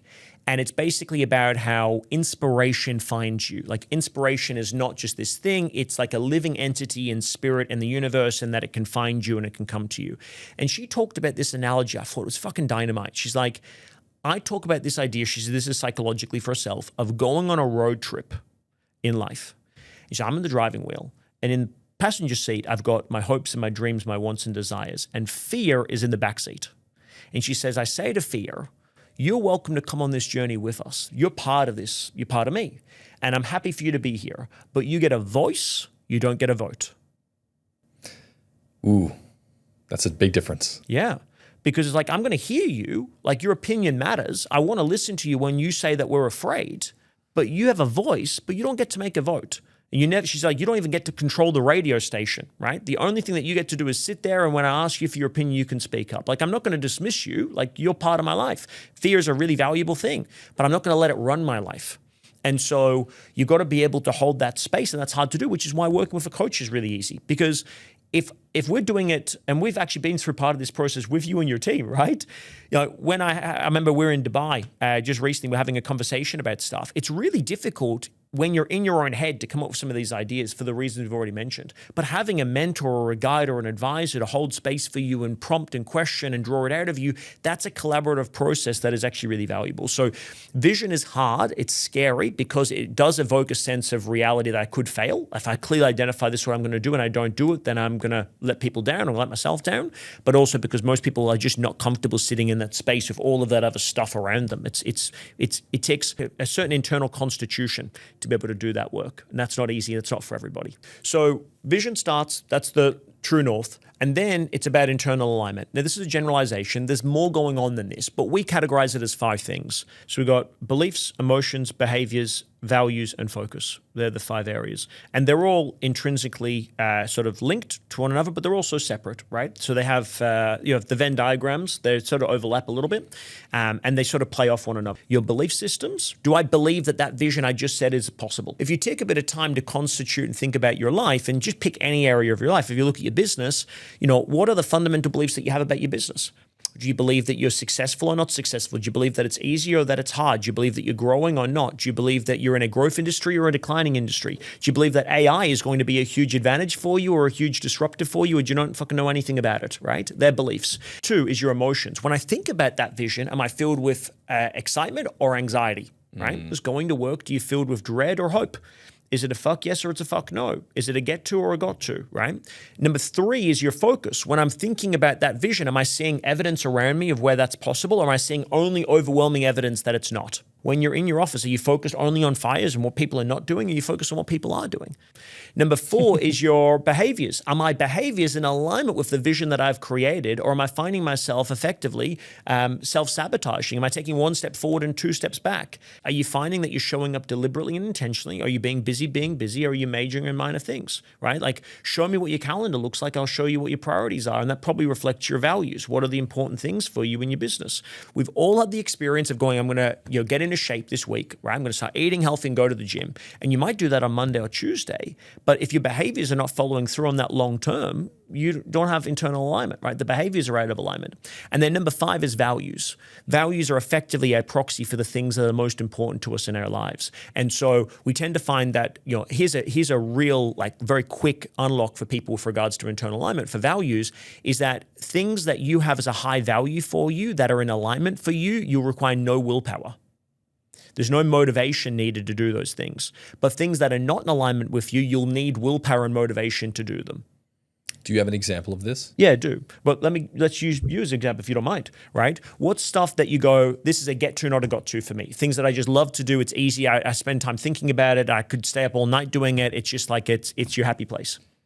Ooh, that's a good question. I think for me, it's creating moments with my children that almost creates little to no effort. Yeah. It's easy, right? Like, you're in that mode with, as a dad, and it's just like, fuck, this is just like Christmas for me, the kids right? are bored, let's go do something to lighten their day up. Yeah, beautiful. And so there's so much in that, right? So clearly family is a high value for you, and the connection as well. Like, family's not really a value, by the way. It's a means to an end. So it could be love, connection, significance, growth, those things. So it's like you're getting all of that. What's something that, if you look back on, say, the last 3, 6, 12 months, has consistently been an area where you sort of start and stop and you don't fully follow through? Good question. I think for me, it's been on and off with the gym. Right. So there's been periods where I went 21 days in a row and then 2 weeks off and then 4 days in a row, and 3 days off and then back. And it's on and off. And I've created narratives as to why that's the case. Of course you have, right? And we do that, right? We self-justify. And so, or we, and you probably also have done this as well, where you'll reframe that in your mind of going, okay, I just need to work on that, or I need to unlock that piece, right? So that doesn't mean to say that health and fitness is not a value for you, but what sometimes can happen for people is they go, well, life is a series of values conflicts, right? If you're making a decision, do I stay at the office later or do I go home and see my kids? If you make the decision to go home and see your kids, it's because you're choosing that over work, right? And it's not just in the moment, but it's like consistently, do you always choose the kids or do you always choose the work, right? Because you are whatever you consistently do. And so from a health and fitness perspective, if the only consistency you've had is in the inconsistency, right? Like, you've been consistently inconsistent, which is what I was for a long time, right? Yeah.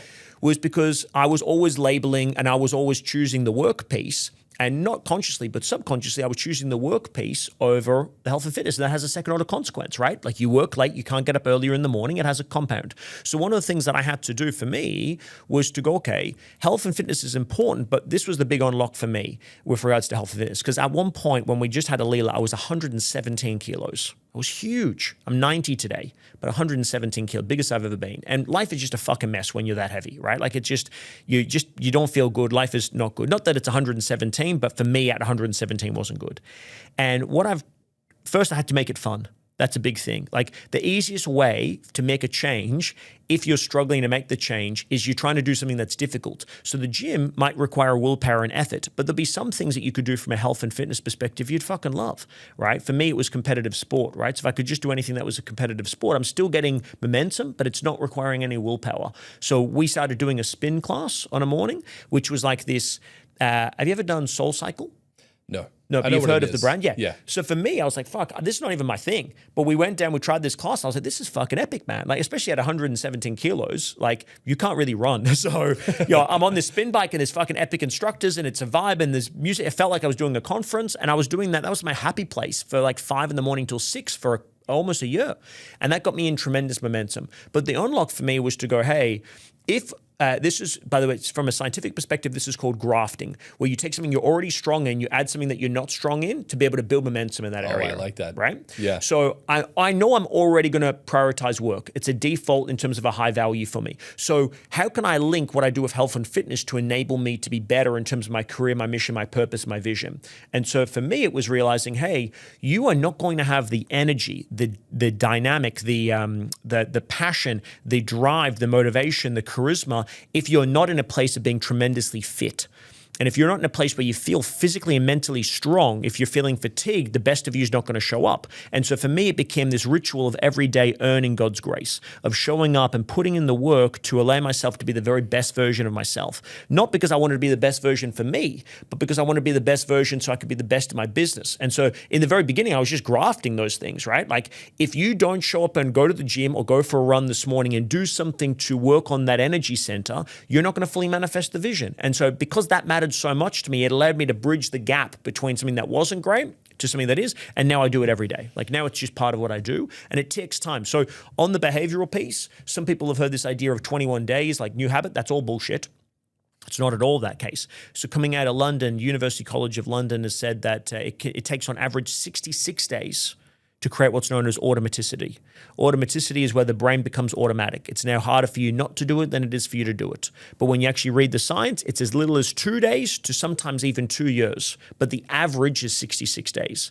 So you've got to keep showing up and showing up and showing up and showing up. And the easiest way to do that is to graft it onto something that you're already doing. I like this concept because, like you said, you like competition, you like sports, so then you grafted that competitive spirit of having fun over to something that you would have traditionally found difficult. Is it important that the vision in and of itself isn't just a vision, but something that will pull you? Yeah, that's why we call it compelling vision. So how do we make sure whatever we write down is fundamentally compelling and we're not writing down something that just sounds nice? Well, it's a feeling. It's not what it looks like on the paper, right? Like we can write down something that sounds great on paper, but if it has no charge to you, then what's the point? It's got to have a charge. It's got to feel exciting and energizing. The whole definition of it is compelling vision. Now, here's the distinction. It's not a compelling plan.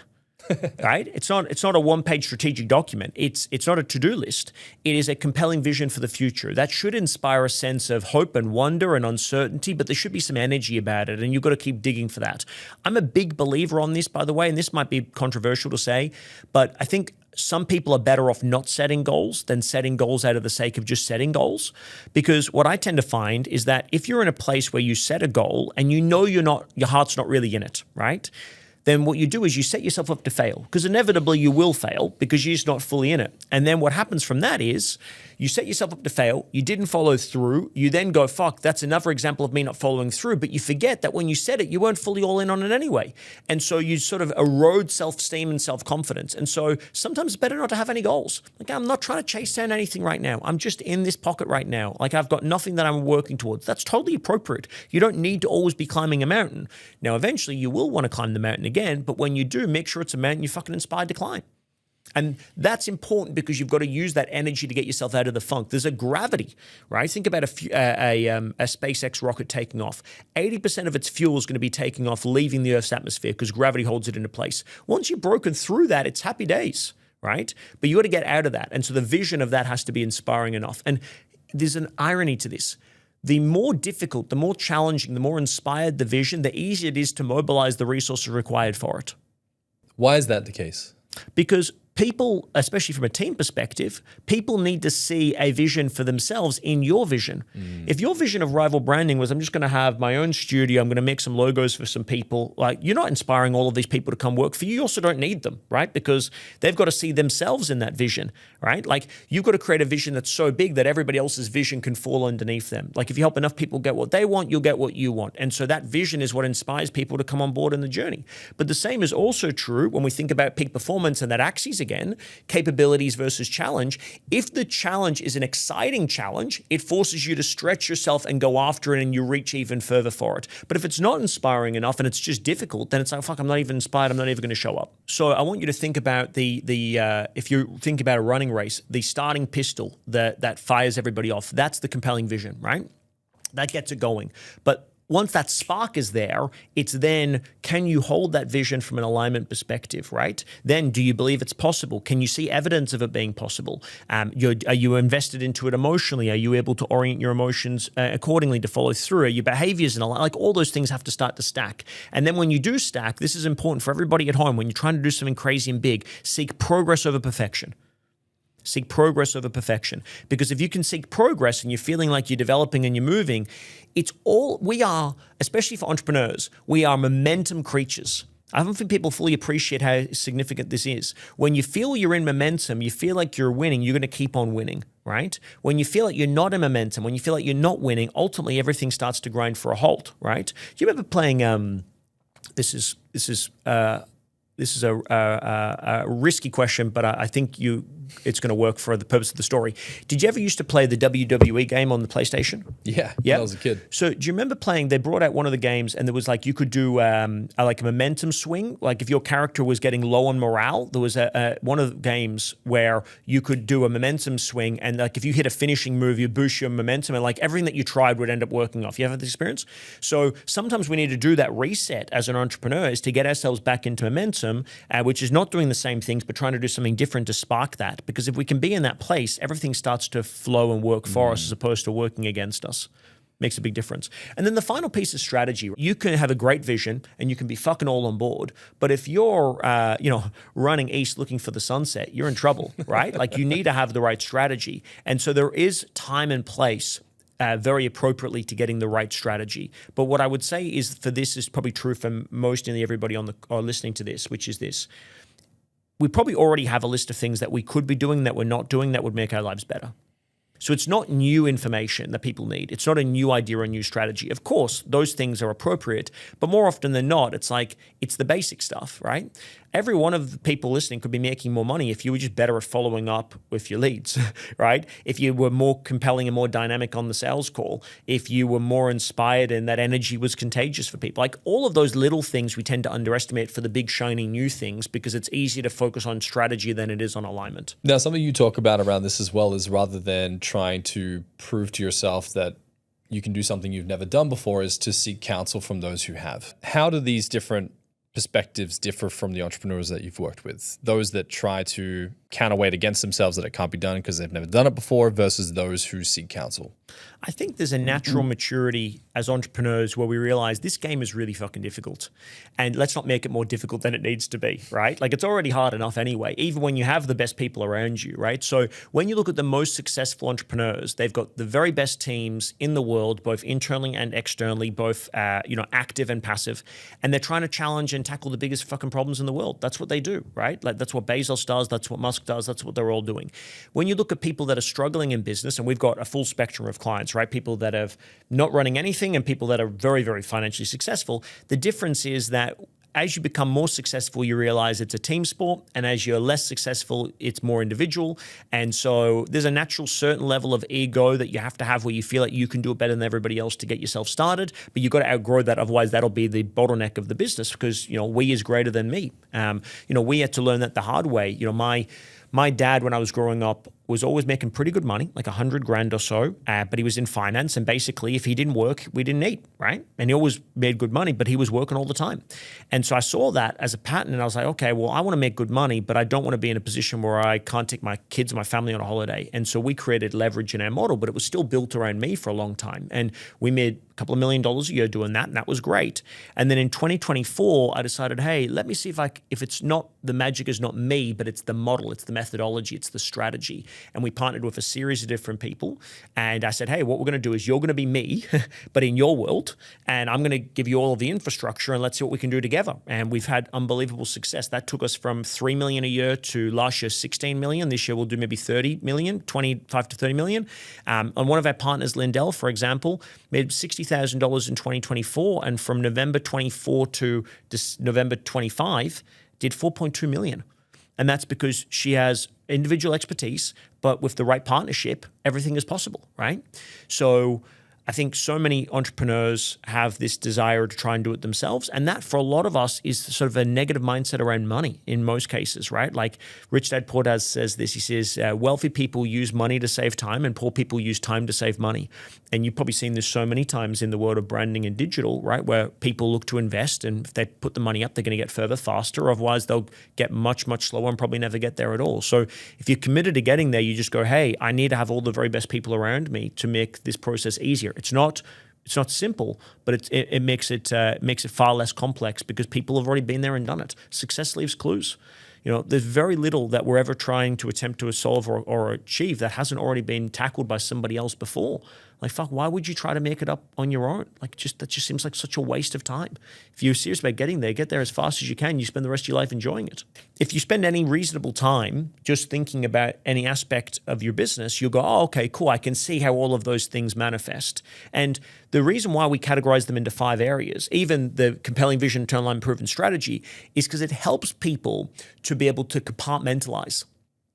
You might have an area of your life that's not going very well. Let's say your relationship's not in a great place. Is it because you lack vision? Do you have a compelling vision that you're both bought into? Is it because you lack alignment? You're both not on the same page, or your trauma is triggering her trauma, or vice versa, right? Are your emotions overriding? You're coming back from work in a stressed out state, and you're then like water and oil, right? You're not meshing. Or do you just not have a strategy? You know, are you treating people the way that you wish to be treated, not the way that they wish to be treated? Like all those little things. It's like it's only 1 or 2 small millimeters talking about fine tuning the engine, but makes a massive difference to performance. Huge difference to performance. What exactly should someone expect to see in their life if they can find a harmony between all of these? Fame, fortune. Magazines. No, I want to make a distinction around this because I think sometimes it can feel really daunting when you feel like your life's all over the fucking place. It's like, I've got to have a vision, I've got to have all of this alignment, I've got to have a strategy. That's not the case. So I want everyone to think about it like this. Negative, neutral, positive. Okay, negative, neutral, positive. Negative, neutral, positive, right? Vision. We don't want to have a negative vision, right? But if you've got a neutral vision or a positive vision, fantastic, right? It's like, I don't want to be going in the opposite direction, but as long as I'm clear roughly or I'm really inspired, fantastic. Think about beliefs. There's negative beliefs. We don't want that. But as long as I'm sort of agnostic about it or I'm positive, fantastic. Same with emotions. I don't want to feel like shit, but if I feel like okay, or if I'm feeling great, even better. So the first thing that we'd want to do for most people is that there's normally, if you think about all of them as switches, there's normally some switches that are set to negative, right? That are having more of a negative impact than a positive one. If we can just get rid of the negative charge, so it's all neutral or positive, it's massive. Think about it like this.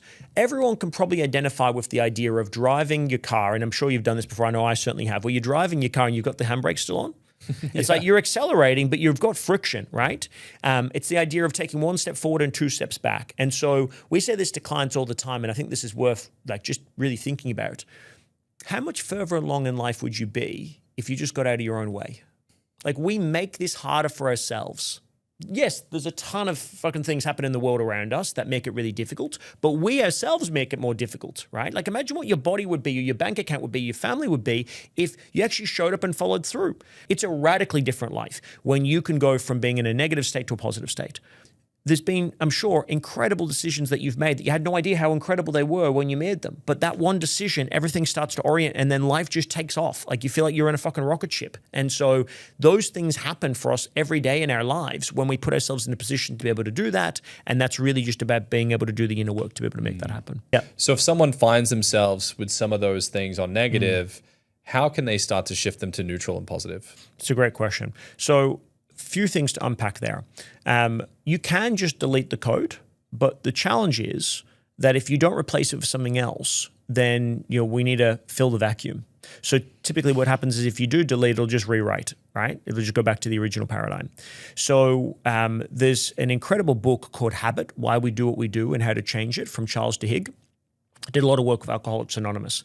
And one of the things that they found was that in order for a person suffering from alcoholism, not an alcoholic, person suffering from alcoholism, that person, if they were able to rewire the brain to effectively replace the signal and the trigger that was leading them to drink with something more positive, right? Effectively is reworking the neurological pathways. If they just try to stop drinking, they might stop drinking, but eventually if they didn't find a creative outlet, a new, better supportive outlet for that trigger or that need that was unfulfilled, they'd find themselves going back to drinking because it was comfortable and it was safe and it's what they already knew. So we liken it to the idea of you have an apple tree in your front yard, you remove the apple tree and then plant an orange tree. You don't just remove all the apples and then hope for oranges to grow. Like you've got to remove the entire root system in the tree and then plant something new in its place. Otherwise, you have a big fuck off hole in your front yard, right? Like the idea is that we want to try to work to a sense of wholeness. So I also don't that the idea of deleting stuff. It's not about deleting stuff. I think there's real value in saying I used to experience that, I just don't experience it anymore, right? So we talk about the idea of like breaking through or releasing or removing a limiting belief. What we're really doing is we're reframing it. We're reframing it for something that you used to believe to you don't believe it anymore. Like you didn't break through being 7 years old. You were 7 and then you were 8, right? That's a good You're example. like, I didn't delete that I was 7 because that was a limiting belief. Today it's a limiting belief, or maybe it might be your fucking happy place, take me back. But it's like I went through that, I evolved from that. That was the old version of me, right? That was pre-Super Saiyan. Now the Super Saiyan version of me is the next level, right? And so you can do that through pain or pleasure, inspiration or desperation, pick your poison. Both will get you there. Some people need for it to get really bad before they make a change. The biggest challenge, and if I was to take a snapshot of where Australia is at as a culture overall, is that it is so good here. And I don't mean to offend anybody. I know there's difficult times for people. But by context to the rest of the world, it's so good here that it doesn't require a huge amount to live a really fucking good life. Like you live in Sydney, it's expensive, yes, but you live an amazing life. I mean, I ran the Harbour Bridge today. Unbelievable. People would literally travel on a boat here and die on the way to have this opportunity, right? So you can be struggling here and winning on a global scale, right? By the proximity of being here. Because it's so good, by default, it's got to either get really, really, really good to want to make something happen, or it's going to get really bad for people to make a change. And most people sit in that sort of make middle where it's not really good or not really bad, and so they're not really inspired to want to make something happen. You need to have more of a charge if you're going to make it happen. So when you think about people in the meek middle, there's not enough charge for it to be negative to get away from it, or positive to be pulled toward it. Do we then need to go either way and find those? Yes. Those, what would you call them? Fuel sources? Yeah, triggers, catalysts. Think about it like this. Grant Cardone talks about the difference between a complaint and an objection, right? It's one of my favorites. Fuck, I love it, man. Yeah. I use this all the time, right? And so, we bought coffee yesterday, and it was like $13.50 for 2 coffees, right? Now, I'd probably complain to somebody about going, fuck, $13.50 for coffees, like $7, nearly $7 a coffee. That's fucking outrageous. And guess what? I'm going to buy one tomorrow. It's a complaint, not an objection. It's bad enough for me to talk about it and waste some energy on it, but it's not so bad that I'm going to stop drinking coffee, right? We were in Dubai the other day, and this is before all of the stuff happened in the Middle East. $20. Still buying a coffee. But you get it? It's like, it's painful enough that you want to complain about it. It takes some of your energy, but it's not so painful that you're going to make any changes to your behavior. It's not like I'm going to buy a coffee machine because it's $400 a coffee, right? Like you're not changing your life. It's just painful that you sort of it has a niggle, right? And so to that point, you're only as big as your biggest problem. And most people major in minor things. And so they leak energy on so much stuff that doesn't fucking matter. Which what I will say for everybody is that for a lot of entrepreneurs, one of the biggest things that I think will make a massive difference, and certainly this was the biggest thing for me, I didn't realize how big it was, but the certain burnout that happens when you're under financial distress and duress.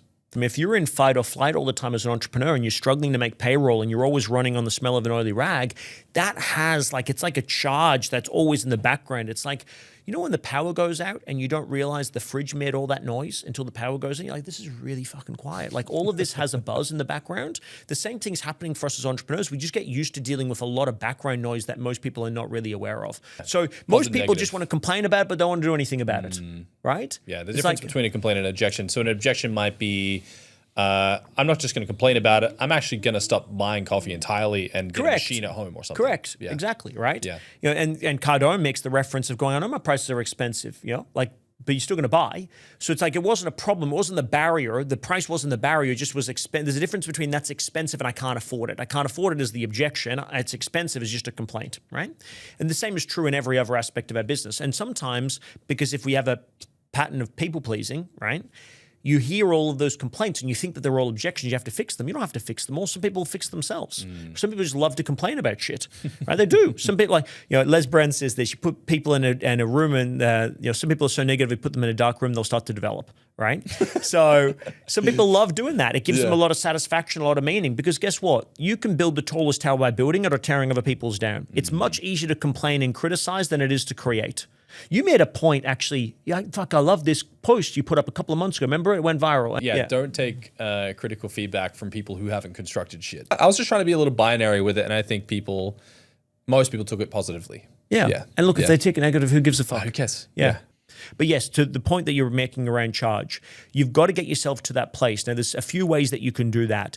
You know, one of the things that we can talk about is this idea of future pacing, right? And this is actually really interesting. So, you know, if you can see the long-term consequences of your current behavior, then it gives you more of a wake-up call, right? There was a TV show, and I can't remember what it was called, but what they used to do, this is before AI, they used to do a scan of somebody and say, hey, basically, this is what you're going to look like in 20 years from now if you don't change your behaviors. And you can do this with AI, by the way. So if you took a photo of yourself and you think about health and fitness, took a photo of yourself and said, hey, based off my current behaviors, what am I likely to look like physically in 12 months from now? And then if I was committed, motivated, I showed up, I got the right coach and trainer, mentor, I ate well, what could I look like in 12 months? And you can have a before and after in the future, right?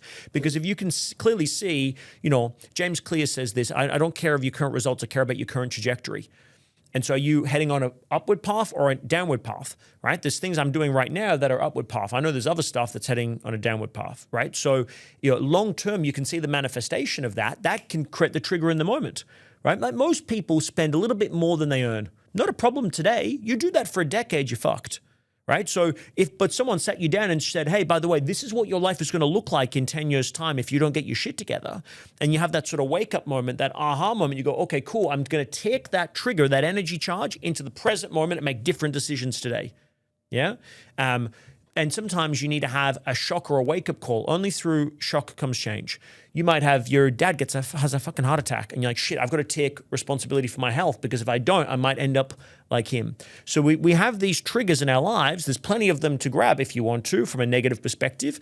Otherwise, you'll be forced. It's like the universe puts a little pebble in your shoe, and if not, it'll be a rock. Like if you don't pay attention to it, you'll fall over.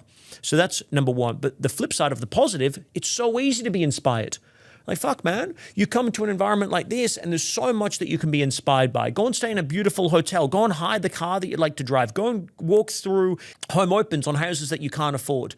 Part of the ability for you to believe it is you have to see it, right? It's much easier to replicate than it is to create. So get around creative people. Have mentors that are making more money than you could ever dream of. It elevates your standard. You go, wow, I didn't realize this was possible. Ash and I were in Dubai with the girls, and we drove through a suburb called Emirates Hills. Unbelievable. Like a recreation of the fucking White House. Like, these houses are hundreds and hundreds of millions of dollars. Now, in Perth, we don't have anything that's at that price category. You guys in Sydney have a couple, but even still, they're not readily available in one suburb that you can just literally drive the streets and look at them. These places were outrageous. And you go there and you go, wow, I can see what's possible. You got to hang around. There's a charge to that, right? Like, one of the things I love about Dubai is this idea that it's a place that's built based off ideas. It's just literally the desert, but they've created it all out of nothing, right? So it's like, if the Burj Khalifa can be built in the desert, what's the Burj Khalifa for you in your own business, in your own life? And the guy that built the Burj Khalifa, he wasn't an engineer or an architect or a builder. He never built anything before. He just got the best people around him with the vision that he had. Is this what we're going to build, right? The Sheikh talked about this I saw this post. He said, I used to tell them that I would build castles on the ocean, and they laughed at me, and now I take them to the palm. You put yourself in a world where your creativity, inspiration will find you. That's the positive charge. It'll allow you to have a breakthrough in your expectations, or think about your life and future pace it out and go, hey, am I on track or off track? And if I'm off track, let's take decisive action right now to put myself back on track, because otherwise, as I said, your future is a well-rehearsed past. If nothing changes, nothing changes. We hear about this quote often, that proximity is power. What is that? And if I'm not in a position of power, how do I start that process? Well, you got to get in proximity with people that are in power, right? So there's several things to break down here, but let's just think about it very simply. We are tribal creatures, right? We went from being solo hunter and gatherers to forming tribes, right? I saw a post actually about the space of AI, which is that tribes that form together beat people that don't, right? That's a safety survival mechanism. So I was bullied in high school, right? It was real bad. I was trying to fit into the popular group. I felt like I was a square peg in a round hole. It took me a long time to get over that, and I'm just going to be me. Like, you fucking like me, you like me. If you don't, you don't, right? Like, I'm going to try and be unapologetic in that. And for a lot of people, they have a worry about their kids getting bullied and about that peer pressure. Peer pressure is real. It's never going to go away. There is a pressure that we have to engage with our peers in a way that supports that group. Choose your peers wisely. If you're hanging around with the smart kids, there's going to be some pressure for you to start being smarter. If you're hanging around the kids that are doing drugs and alcohol, there's going to be pressure for you to hang around and do drugs and alcohol. And you can be like, oh, no, that's not who I am. Sure. But that requires a very strong sense of self that some people have and some people are still working on. And so just choose your peer group. I remember having an experience in Brisbane, and most Australians will understand this reference. I'm in Brizzy. We're actually doing an event in the Sunshine Coast. We fly into Brisbane Airport. I get the hire car. We're filling up the tank. And I'm standing there at the petrol station. I got the fucking pump in, and I see these guys in a dual cab ute, two rows in the ute, all in high vis. They're about to go off to a mine site. This is 9 a.m. in the morning. The guys in the front have got meat pies and Red Bulls, right? And the guy in the back has got that and a Coke, I think, or like a Dare iced coffee or something like that, right? And I just thought to myself, wow. Could you imagine being the guy in the back if you were trying to do a health kick? Right? Like, how hard would it be? You got 5 hours before you get to site. Your mates in the front have got meat pies and Red Bulls at 9 a.m. in the morning, and you've got like a sparkling mineral water and a protein bar or a salad, right? Like, even if your mates were supportive, and chances are mates are not going to be supportive. They're going to rizz you out for eating your fucking salad. Even if they were supportive, it would be tremendously difficult to be in that car when they're all drinking and eating that, because that would have been your happy place. And so you got to be around people that bring the best out of you. So we always say this to clients: hang around with people that normalize peak performance, not demonizing it. There's a group of people around you that are invested in you getting to the next level. Hang around with those people. But if you hang around with people that are only happy with you being at this level, you're going to experience a lot of friction. So you got to find yourself in positioning and being in a small fish in a big pond versus being a big fish in a small pond. And people always ask, the next question to that is, well, if I don't have that network around me, how do I get that? I think, again, positive, negative, neutral, right? If you're in a negative environment, you've got negative people around you, don't be afraid to be alone. It's better to be isolated and not have the negative influence than it is to be around people just for the sake of being around people. This is a challenge. You see people in relationships all the time. They leave a negative or toxic relationship and then they end up going back to it. Why? Because there's a sense of safety and conformity and I don't want to be alone. You've got to do the inner work being comfortable in that. It's like you've got to create space to say to the universe, hey, I'm serious about going to this next level and I want the right people in my life. But those people, I use this as an analogy for culture. You've got an incredible team, by the way, here. Like, not blowing hot air up your ass. You can just see the enthusiasm and the greeting that you get from people. You pick good fucking people, right? And I'm sure they're all technically brilliant, but forget about any of that. Character-wise, you can tell. But I want you to imagine this as an analogy. Let's say you're doing a tour of the office, right? And I'm a new hire. And I come in and I get to know this is all the people. I go, cool, I'm vibing this. But you can imagine if you had some negative or toxic people here that are really not in a good place in their lives and don't really love being here, and you're like, fuck, I don't really want to go into that office again, right? Like the analogy of the bus pulling up and you get on the bus and you naturally, if you've ever been on public transport, you look up and down the bus. Where are the crazies? Where can I sit? Where do I feel comfortable, right? There's probably people in your life that want to be in your life more, that see themselves in being able to help you, but they're currently looking at the people you got on your bus and go, man, I don't belong. I don't fit in on this bus. And I'd rather just wait for them just to have no one on the bus before I get on the bus, right? Like Jim Collins, I think you've got it here. Yeah, good to great. Talks about getting the right people on the bus in the right seats. Sometimes you got to get people off the bus and drive with no fucker on the bus for a bit to create space for the right people, right? You know, your ideal partner is not coming into your life while your existing partner is in there. You've got to release that energetically to create the space and the abundance for the new opportunity to happen. So that's really important, but that can be done actively and passively, right? My early mentors when I was 18 and 19 and 20 were Tony Robbins and Brian Tracy and Zig Ziglar and Les Brown. That was me on YouTube, man. Just binge watching the fuck out of that, right? In the years to come, I've met many of those people, which has been amazing. And obviously, you know, they say don't meet your heroes. I disagree. I think sometimes there's a wonderful opportunity there. But you can absorb all of that information, but it's not just words on the page. It's got to be visual. Get yourself to immersion events, connect. Just put yourself in a position to get lucky. Amazing things start to happen. I'm a big believer of this. It's better to be prepared for an opportunity and not have one than to have an opportunity and be prepared. And so what you want to do is you want to be in a place where you just put yourselves in environments where you have a high chance of discovering and creating sort of that fire, that magic, that catalyst for it all. And then, of course, mentoring, masterminds, go and work for an organization that's inspiring. All of those things are super tactical and real. And most people listening to this will be part of some sort of mentoring, coaching, training organization. But if it feels like a stretch for you, financially, it's probably the right stretch. That tends to be the case because you want to push yourself to that next level, become the person you're born to be. When I was a sales representative at a car dealership, I remember finding myself in a situation in my life where the people around me weren't necessarily negative, but they weren't doing a lot and they were demonizing my proclivity for high performance. Yeah. And proclivity for high performance. I like that. That's one way to frame it. Yeah. Yeah. That's a light PC way of saying it. And I found myself frustrated or not depressed, but just anxious or annoyed about it. And I remember driving in my car, playing Tony Robbins tapes. Yep. And in my mind, I would pretend Tony Robbins was talking to me. As delusional as this sounds, I created a imaginary proximity of power when I didn't yet have one. Yep. Yeah. And that helped me tremendously just step out of the world and into my own mind and get aligned with the things I thought were important. You know, a cynic would say that's all in your head, it's all woo-woo, right? Yes. But the reality is that's fucking on the money. That's real. Because, well, here's an example from Harvard. Harvard did a study of people playing the piano, and they strapped them up to these brain scans, and they got them to play the piano. Then they got them just to visualize playing the piano. The brain still lights up, right? The brain makes no differentiation between a vividly rich visualization and the reality, right? In fact, sometimes the visualization's even more powerful than the reality because you visualize doing it perfectly, not fucking it up in reality.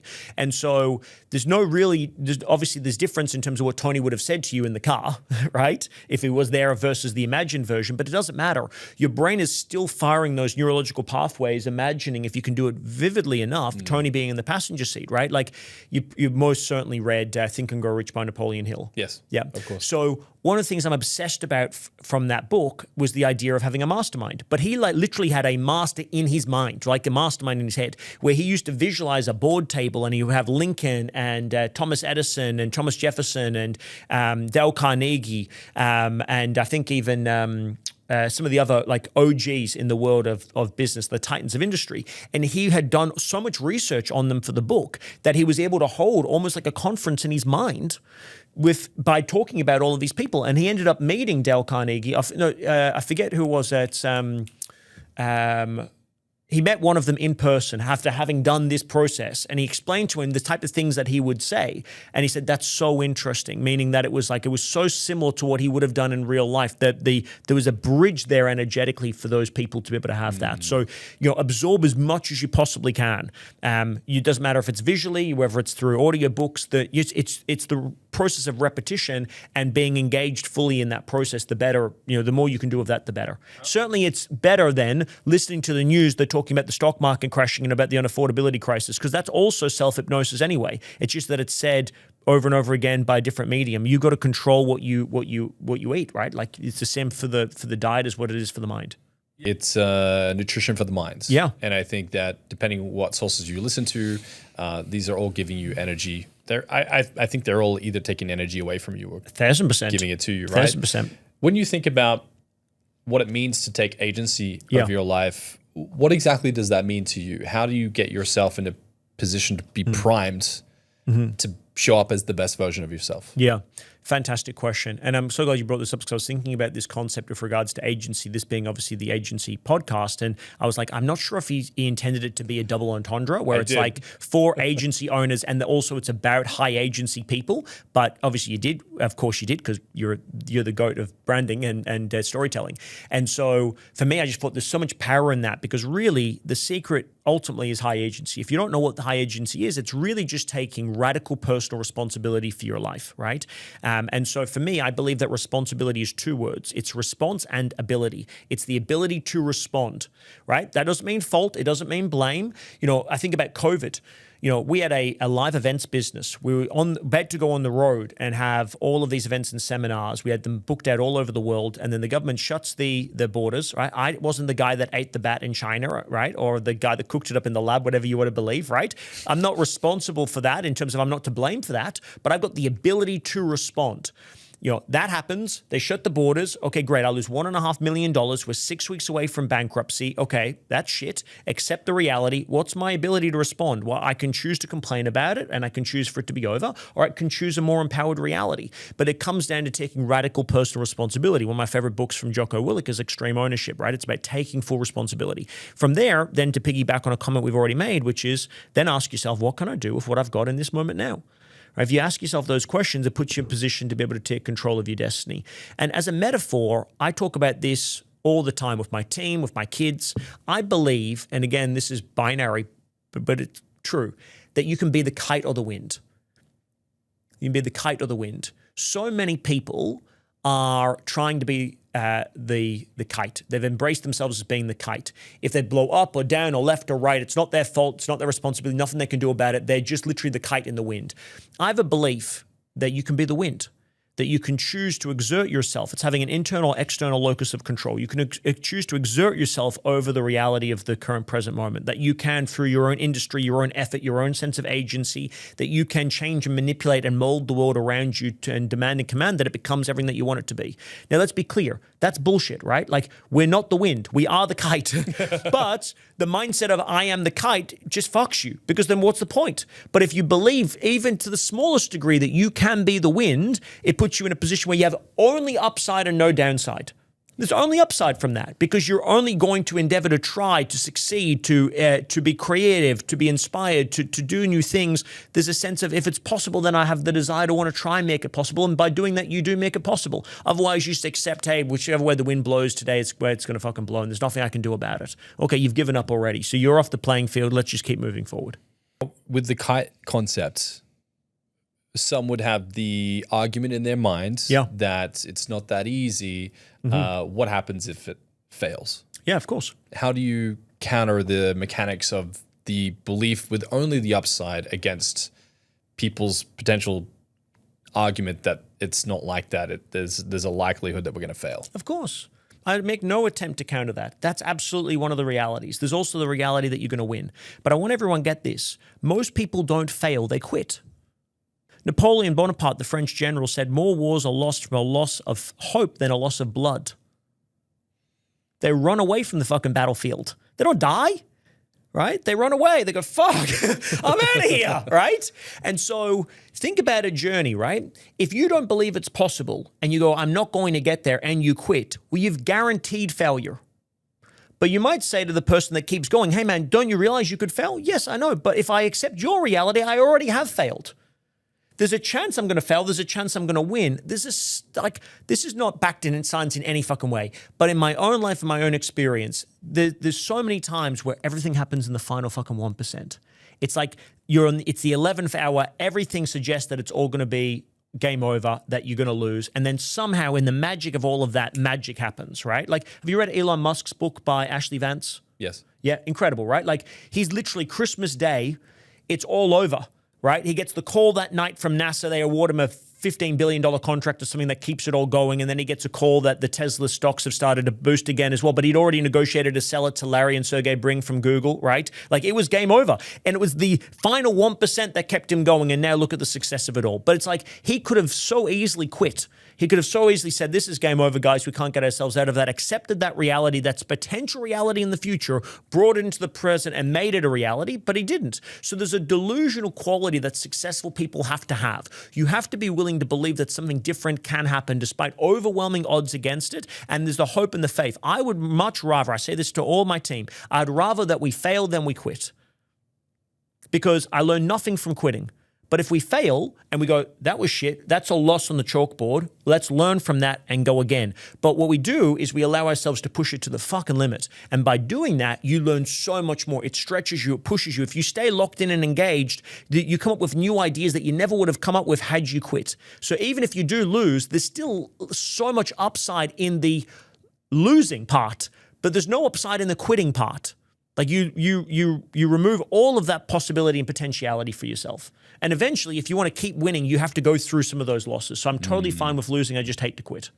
When you think about failure, how should we interpret what it means to us and what it could mean to us? How do we change the framework of our perspective or our belief, or using some NLP around it? How can we shift how we feel about it? How do we reframe it? Two things: feedback and skill acquisition.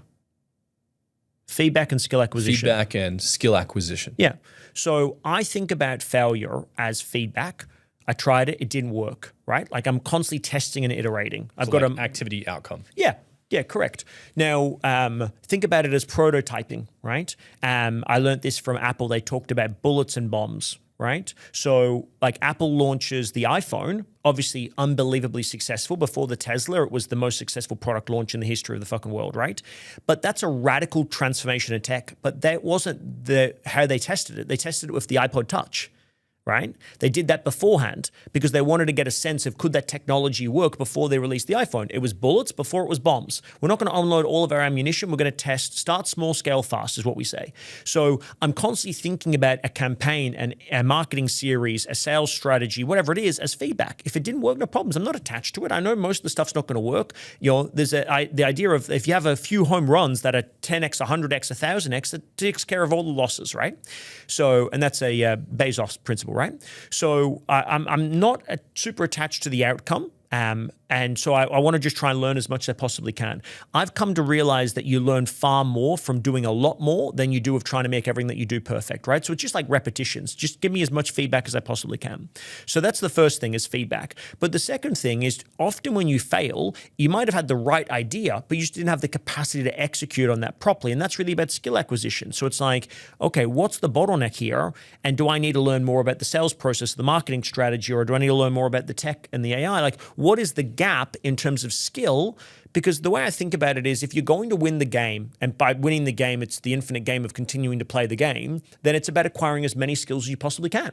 And the sooner you've got them, it's like you're leveling up your character. As soon as you've got those things, you've got them forever, right? So let's take on board these quests. And if I fail in these quests, but I learn, I get some XP points, right? Then it allows me to level up and go to the next level. And it's like, I'm going to play the game forever. So I'm not waiting for this one thing to work. Like, I'm not trying to tap out. I want to keep playing this forever. I love doing this. Why would you not want to play the game? It's like, if you're playing in sports, sometimes it's easier in sport than business, because there's, you got that. It's like, cool, you missed a shot on target. That's a skill gap. You got some experience, it's feedback, right? And then you can work on that skill, and you can do in training, you can get better at doing that. So hopefully next time you score the fucking goal, right? Like, it's no different. But in business, obviously, when money's at stake and it's your money, it hurts a little bit more, but it's just as important. Like, again, you got to be willing to lose where it hurts to win where it counts. You can have all of these losses, but as long as you win overall, who cares? You've got to be willing to lose where it hurts to win where it counts. Yeah. That's my favorite part of our conversation today. Correct. Calvin, I could talk to you all day. No, me too. If there were any final parting words with rounding out this conversation we've had today, for those listening, what might that be? Well, first, find incredible people like yourself and jam and talk together and discuss big ideas. I think that's really valuable. I don't think we do that enough. So I'm tremendously grateful to be here and to have the opportunity to share that. I think that's number one. And life is really, when you break it all down, it's about the relationships that you hold. It's about the people that you've got in your life. And if you've got good people in your life and you're trying to do good shit, that's a good life. And if you've got bad people in your life and you're not in a good place, that's a bad life. So I think the relationships, I'm so grateful to be here. So I want to say thank you for that, and so grateful for your team for making that happen. If I can give everybody just one piece of something to leave them with, which is that, most people fail in life not because they aim high and miss, but because they aim low and hit. They don't go after what they really want. They don't fucking swing for the fences. I'd much rather be the sort of person that strikes out but was fucking going for a home run. Like, you get one shot at this game, right? You get one shot, as far as I know. And so I think the biggest fear for every entrepreneur that's listening is, when they really think about it, it's not the fear of failure. It's the fear of potential not fully utilized. Like, I'm terrified of the idea of getting to the end of days and going, hey, the whole concept of sitting on the chair, yeah? Like, that fucking terrifies me, of going, hey, this is who you could have been. That was so, like, we give you all of this opportunity. It came to you and you squandered it, man. You wasted it. You were distracted. You're all of these things where it's like, there was so much in you. We give you so many gifts. And so, I've got a belief about wanting to continue to earn God's grace and to be in God's favor. And for me, I think that's about showing up and doing the work, right? Like, God hears your prayers, blesses your hands. And if I can give anything to everybody listening, is just believe that it's going to be better than you think it will be. It's great to play the game of what if it doesn't work, but let's also play the game of what if it does work, and fucking back on yourself. If you're going to bet anybody, bet on you, because that's going to pay a dividend for you long term. That makes the biggest difference for me. I wish we could continue this conversation. I'm getting so much out of it personally. Again, thank you so much for being here. I've appreciated it, and we'd certainly love to have you back again. Man, I'd love to be back. Fantastic. Appreciate it.